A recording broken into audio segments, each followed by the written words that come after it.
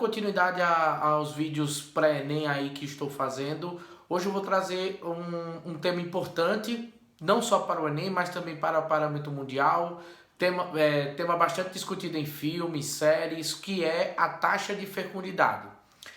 Observamos que desde ali do pós-Segunda Guerra Mundial, pós-início da Terceira Revolução Industrial, há uma redução na taxa de fecundidade no mundo todo, especialmente em países desenvolvidos, e eu vou tentar trazer aqui para vocês quais são os motivos, as causas e consequências que levam a essa redução, até mesmo em alguns países subdesenvolvidos, em países que nós consideramos hoje em dia a nomenclatura correta, países periféricos, quais são os motivos que estão levando essa redução na taxa de fecundidade e quais são as consequências que isso irá causar no futuro próximo. Também vamos analisar um pouquinho a questão no Brasil, como anda essa taxa de fecundidade e o conceito em si aí de taxa de fecundidade. Isso é importante principalmente porque alguns temas de redação podem abordar aí essa questão na relação tanto do papel da mulher, porque taxa de fecundidade está relacionada diretamente à posição da mulher no cenário internacional, tanto na questão cultural, questão social e questão econômica, e também a questão aí do mercado de trabalho. Já estou aí falando um pouquinho sobre essas consequências da redução ou do aumento da taxa de fecundidade relacionada em alguns países. Beleza? Então vamos começar falando sobre o conceito de taxa de fecundidade. Taxa de fecundidade está relacionada ao número de filhos, número de nascimentos de crianças vivas nascidas em um total de 1.000 mulheres, 1.000 mulheres em período fértil. Ou seja, entre 19 e 49 anos, segundo o IBGE, dados aqui do Brasil. Relacionado ao mundo, relacionado a padrões ali da ONU, a média fica entre 45 anos de idade, certo? Importante referir que esse conceito está relacionado também com aquela ideia das taxas, tanto taxa de mortalidade infantil, que eu citei, já tem um vídeo meu aí, para você também depois quiser olhar. Vou também já fazendo, talvez nessa postagem, nesse vídeo que você já está vendo, já tenha vídeos de taxa de natalidade, taxa de mortalidade, e todo está referido à questão do por mil, que é uma forma aí de porcentagem, tá certo? Eu não sou bom em matemática, meus colegas de matemática podem falar melhor que eu. Então está relacionado a 1.000 mulheres, taxa de fecundidade. A taxa de fecundidade, entre as causas aí do decréscimo, está relacionado, o principal ponto é o processo de urbanização. Países ou regiões que passam por um processo de urbanização tendem a ter uma redução drástica no número de filhos por mulheres. Quais são os motivos? Primeiramente, o motivo em que, no campo, historicamente, desde a primeira Revolução Industrial, antes da pré-Revolução Industrial, melhor dizendo, nós temos ali a criança sendo observada, sendo analisada como mão de obra no campo. Ou seja, quanto mais filhos no campo, mais mão de obra. Isso se registra no Brasil até a década de 50, aí no Nordeste e no Norte do Brasil nós vamos ter até décadas posteriores, certo? Que vai ter essa visão de criança sendo mão de obra ali no trabalho, principalmente na ideia da agricultura familiar. Quando nós temos o processo de urbanização em algumas regiões do mundo, você vai perceber que criança em cidades, criança em espaços urbanos, tende a ter um alto custo de vida, um alto grau de vida aí, e isso vai dificultando ali famílias a terem menos filhos. Outra questão também importante é os métodos contraceptivos. A partir dos anos 70, nós temos ali a difusão e a propagação dos métodos contraceptivos, e a partir daí você também tem uma drástica redução no número de filhos também.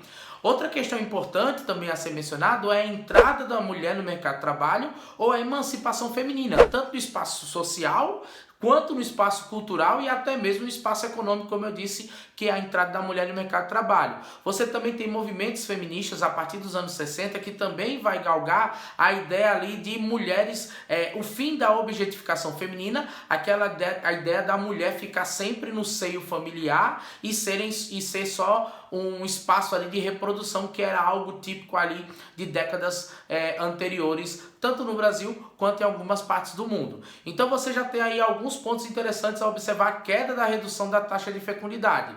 Urbanização, métodos contraceptivos, emancipação feminina. Você vai ter também aí um ponto muito interessante que é a observação da saúde pública, né? Ou seja, a educação e o planejamento familiar. Então, nações que vai trabalhar com esse planejamento familiar, ou seja, os casais, principalmente as mulheres, tendo que decidir aí quando e quantos filhos podem ter. Tivemos nos governos anteriores aqui no Brasil políticas públicas pautadas na escolha da mulher em quantidade de filho, que nós chamamos de planejamento familiar, e também a ideia de casamentos cada vez mais tardios, ou seja, os casais tendem a terem filhos mais tarde, as mulheres priorizam o estudo, depois priorizam o trabalho para só depois pensar em filhos. Então você aí já tem alguns pontos interessantes que podem lhe ajudar no seu Enem, até mesmo na sua redação, alguns pontos interessantes. Outra coisa também para se observar são as consequências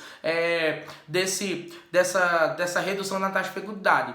A principal consequência é o envelhecimento da população.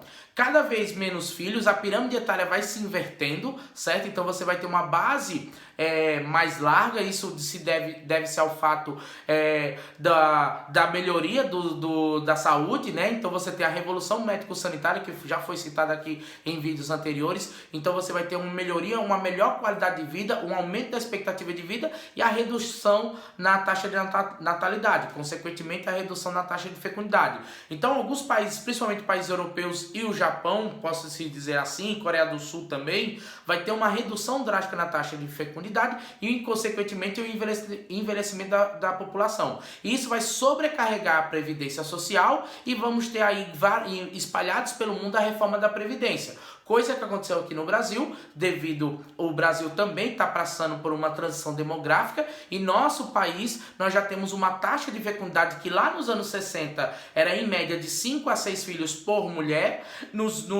Em 2019 nós temos 1,7, mais ou menos 1,74 ou 72, dependendo aí do ano e também do instituto, o IBGE ou outro instituto. Você vai ter ali 1,7, ou seja, entre 1 a 2 filhos por mulheres. Uma queda brusca aí no número de filhos por mulher, e vai trazer como consequência tanto a questão do sobrecarregamento da Previdência Social, porque você vai ter um número maior de idosos, de aposentadorias, e consequentemente você vai ter ali uma redução no mercado de trabalho e a falta de mão de obra.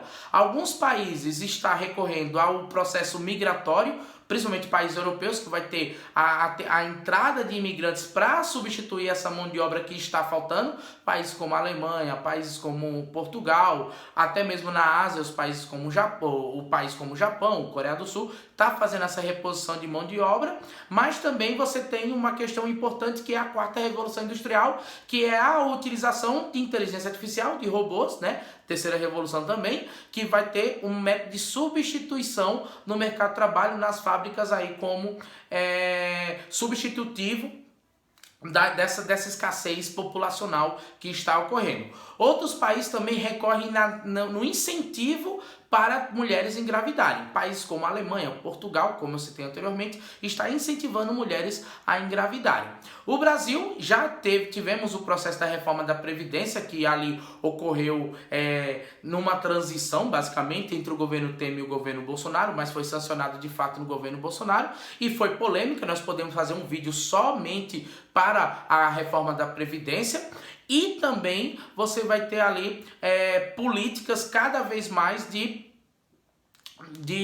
reinserção dessa população economicamente ativa no mercado de trabalho. Ok, pessoal? Fica atento, importante tema que está em filmes.